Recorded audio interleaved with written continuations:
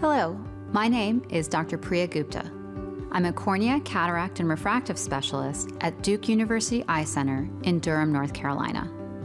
There are numerous potential risk factors that may be associated with dry eye disease. These may include aging, female sex, nutrition, environmental conditions, certain comorbid conditions, MGD, contact lens wear, certain ocular surgery, and digital device use.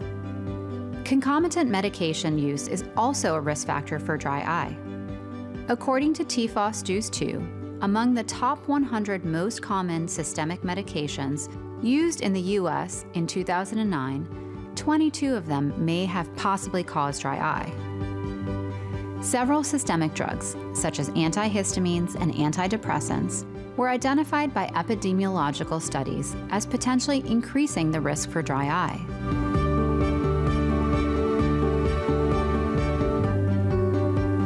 As clinicians, sometimes I think we forget to look at all of the contributors and risk factors for dry eye disease. Many of my patients come in on oral medications such as antihistamines and antidepressants, and these can have a negative impact. Patients may not always make the connection between systemic medication and causing dry eye.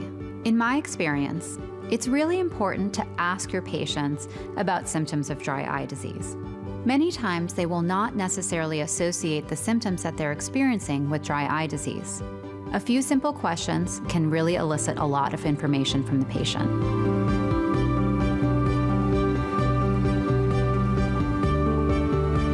Dry eye may not be the primary complaint for patients undergoing a comprehensive eye exam. However, dry eye may still be present.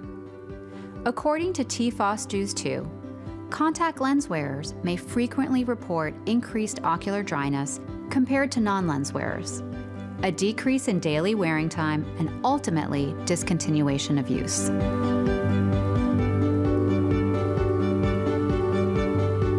The use of digital devices has risen in recent years, not only among workers, but also in the general population due to the widespread use of home computers, tablets, and mobile devices.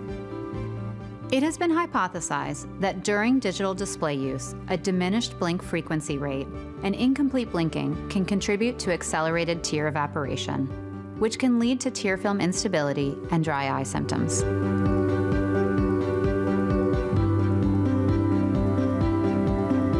In my own clinical practice, I frequently see patients who self-report using digital devices for 12 to 18 hours a day.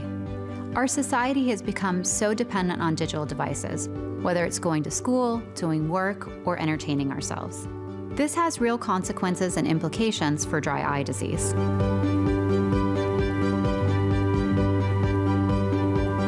The prevalence of dry eye disease in patients prior to cataract surgery has been demonstrated in several studies.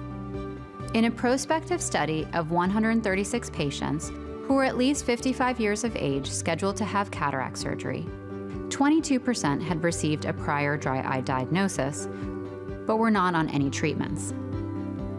In the total study population, approximately 77% of eyes had positive fluorescein corneal staining. In a prospective case series of 120 consecutive patients presenting for a cataract evaluation, 43% had a pre-existing diagnosis of ocular surface dysfunction. Among 100 patients with and without a history of OSD who completed the questionnaire, over half, or 54%, had an abnormal questionnaire score. Additionally, 80% of all patients had at least one abnormal point-of-care test or finding of corneal staining.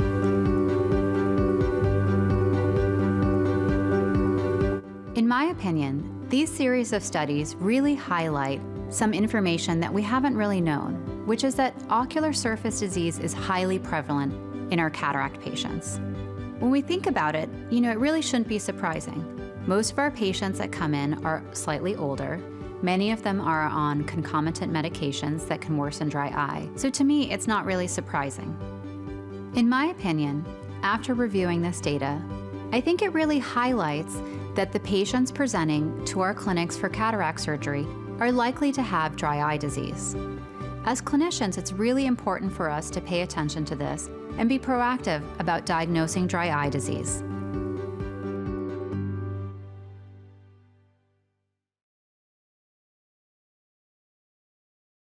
Indication: Xiidra lifitegrast ophthalmic solution 5% is indicated for the treatment of signs and symptoms of dry eye disease, DED.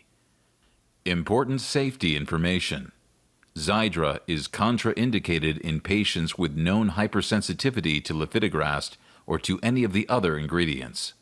In clinical trials, the most common adverse reactions reported in 5 to 25% of patients were instillation site irritation, dysgeusia, and reduced visual acuity. Other adverse reactions reported in 1% to 5% of the patients were blurred vision, conjunctival hyperemia, eye irritation, headache, increased lacrimation, eye discharge, eye discomfort, eye pruritus, and sinusitis. To avoid the potential for eye injury or contamination of the solution, patients should not touch the tip of the single-use container to their eye or to any surface. Contact lenses should be removed prior to the administration of Xiidra and may be reinserted 15 minutes following administration. Safety and efficacy in pediatric patients below the age of 17 years have not been established.